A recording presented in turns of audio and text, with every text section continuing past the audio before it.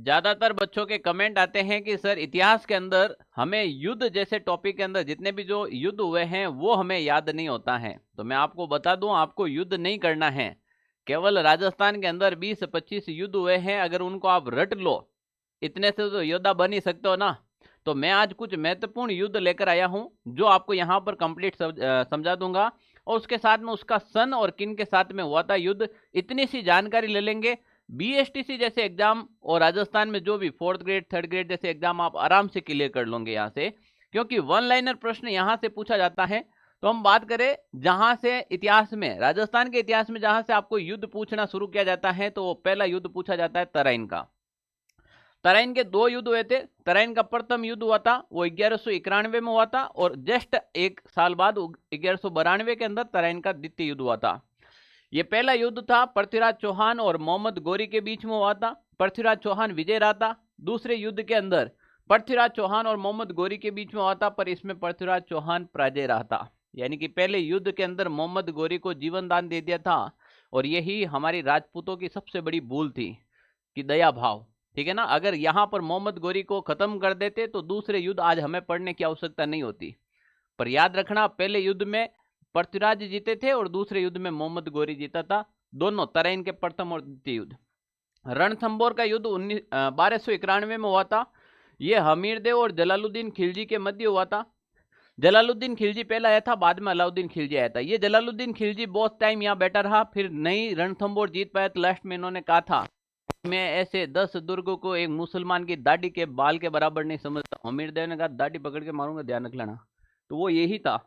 फिर रणथंबोर का युद्ध 11 जुलाई 1301 के अंदर हमीर व अलाउद्दीन खिलजी, ये इसका भतीजा था जलालुद्दीन खिलजी का, अलाउद्दीन खिलजी, ठीक है ना, एक के डॉन के नाम से जाना जाता है। तो अलाउद्दीन खिलजी आया था, और यहाँ पर राजस्थान का पहला साका हुआ था। राजस्थान का पहला साका भी 1301 के अंदर हुआ था, रणथंबोर दुर्ग के अंदर हुआ था। ये युद्ध हमीरदेव और अलाउद्दीन खिलजी के मध्य हुआ था। हमीरदेव जी ने केसरिया धारण किया था। हमीरदेव की जो पत्नी थी रंगा देवी, इन्होंने जौहर किया था, ठीक है ना। चित्तौड़गढ़ का युद्ध 1303 में हुआ था। ये डाकी यहाँ से आगे गया जस्ट, अलाउद्दीन खिलजी, और 1303 के अंदर रतन सिंह जी शासक थे, और रानी पद्मिनी की बात आपने सुनी है। रतन सिंह और अलाउद्दीन खिलजी के मध्य संघर्ष होता है, और रानी पद्मिनी यहाँ पर जौहर करती हैं, जो 1303 की घटना है। फिर जालोर का युद्ध होता है। जालोर से पहले सिवाना का होता है, फिर जालोर का होता है, ध्यान रखना।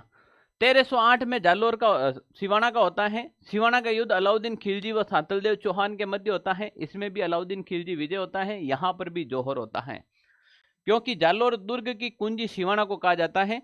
जालोर जीतना है तो पहला सिवाना जीतो, तो सिवाना जीतने के बाद ये जालोर जाता है। अलाउद्दीन खिलजी और कान्नड़ देव के बीच में युद्ध हुआ था। यहाँ पर कान्नड़ देव के पुत्र वीरमदेव भी लड़ते हुए मारे गए थे, ठीक है ना। अलाउद्दीन खिलजी की पुत्री चाहती थी वीरमदेव से शादी करना, वीरमदेव ने मना कर दिया था। वीरमदेव आशापुरा माता के मंदिर के सामने जाकर कहते हैं, मामा लाजे भाटिया कुल लाजे चौहान, जद में परणीजू तुरखणी पश्चिम उगे भान। अगर मैं इस तुर्कानी से शादी कर लूँ तो सूर्य पश्चिम में उदय हो जाएगा। तो वो यहाँ पर राजपूत शासक हुए थे। फिर भाई सारंगपुर का युद्ध तो हर एग्जाम में पूछा जाता है। 1437 में महाराणा कुंभा व मोहम्मद खिलजी प्रथम के बीच, इसमें कुंभा की विजय हुई थी, ठीक है ना। फिर खातौली का युद्ध हुआ था 1517-18 में, महाराणा सांगा व इब्राहिम लोदी को परास्त किया था। फिर घाघरोन का युद्ध हुआ था 1519 में, महाराणा सांगा ने मालवा के सुल्तान महमूद खिलजी को पराजित किया था इसमें। फिर बाड़ी का युद्ध हुआ था धौलपुर का, वो 1519 में, जो राणा सांगा व इब्राहिम लोदी की सेना के मध्य हुआ था। यानी कि 1500 से लगाकर 1527 के आसपास के जितने भी युद्ध हैं वो राणा सांगा जी ने लड़े थे, ठीक है ना। बयाना का युद्ध 16 फरवरी 1527 में राणा सांगा व बाबर की सेना के मध्य हुआ था। इतनी बुरी तरीके से फोड़ी थी बाबर की सेना को, यहां से चंपल हाथ में लेकर भागे थे। आज तक आपको इतिहास में नहीं पढ़ाया जाता है, ये पढ़ाया जाता है राणा सांगा कैसे आ रहा था, यहाँ बाबर की सेना कैसे भागी आपको नहीं बताया जाता है। ध्यान रख लेना, बाबर की सेना जूते हाथ में लेकर कब भागी थी भाई, 16 फरवरी 1527 में। खानवा का युद्ध, मैंने कहा ना दया भाव यहाँ पर भी आया था। अगर राणा सांगा यहाँ दया भाव नहीं दिखाता तो आज ये युद्ध नहीं होता, और आपको नहीं पढ़ना पड़ता और नहीं मुझे पढ़ाना पड़ता। खानवा का युद्ध हुआ 17 मार्च 1527। मुगल सम्राट अकबर ने राणा सांगा को पराजित किया था। यहाँ पर राणा सांगा पराजित तो अपन नहीं कह सकते हैं, राणा सांगा को इन्हीं के सिपाहियों के द्वारा जहर दे दिया गया था। क्या दे दिया गया था? जहर दे दिया गया था। किसको? राणा सांगा को। ठीक है ना। ये युद्ध वेरी इंपॉर्टेंट है। चित्तौड़गढ़ का दूसरा युद्ध 1534 में विक्रमादित्य व गुजरात के शासक बहादुर शाह के मध्य हुआ था।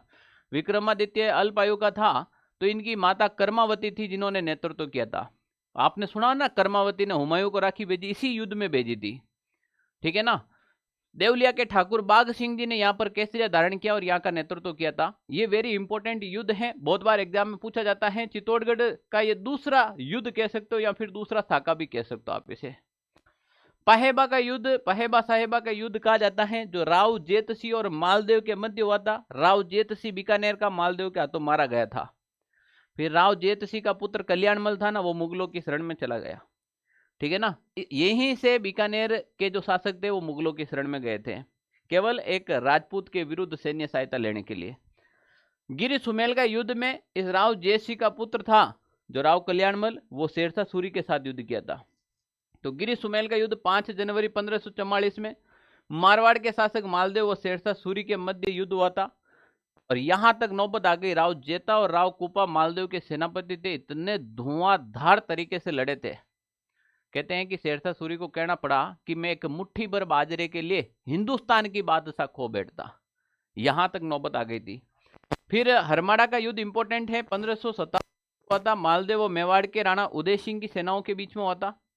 हल्दी घाटी का युद्ध सबसे इंपॉर्टेंट, 18 जून 1576 महाराणा प्रताप व मुगल शासक मानसिंह अकबर की सेना के मध्य हुआ था। मानसिंह लड़ना आया था। ठीक है ना। अकबर आज तक राजपूतों के एक भी युद्ध में नहीं लड़ा। उसको पता है यहाँ होगा राजपूतों का खून कैसा है, वो हर बार राजपूतों को ही लड़ने भेजता था। चित्तौड़ का ये तीसरा युद्ध हुआ था 1568 में। यहां पर भी अकबर की सेनाएं थी और आपको पता है यहां पर उदय सिंह जी थे और उदय सिंह जी के सेनापति थे आपके जेता।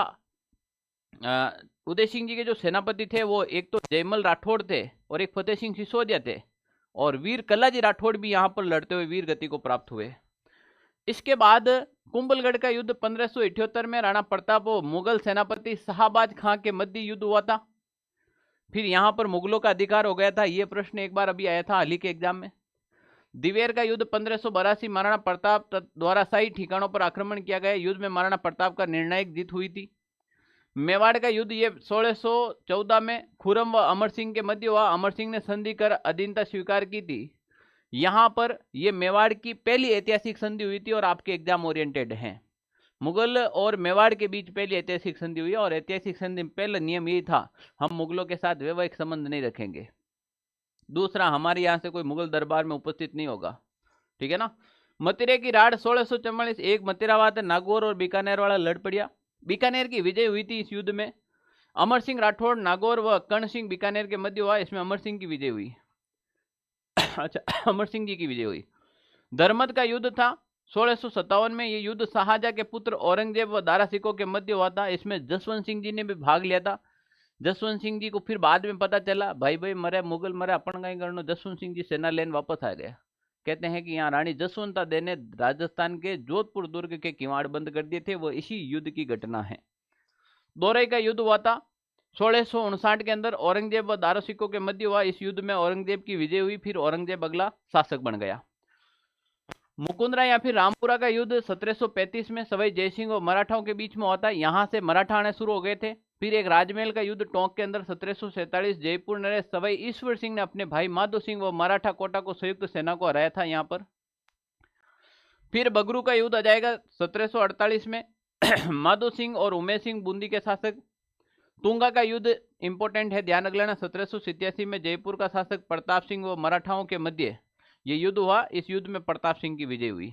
लास्ट 3 युद्ध बता रहा हूं जो आपके, एक तो 1807 के अंदर गिंगोली का युद्ध हुआ था। ये जयपुर व जोधपुर की सेना को लेकर हुआ था। कृष्णा कुमारी का विवाद इसी युद्ध से संबंध है। और 2 हैं आपके 1857 की क्रांति से संबंध में युद्ध, जो एक बिथोड़ा का युद्ध हो जाएगा 8 सितंबर 1857। कुशाल सिंह के नेतृत्व में क्रांतिकारियों ने कैप्टन हितकोर तथा जोधपुर राज्य की संयुक्त सेना को पराजित किया था।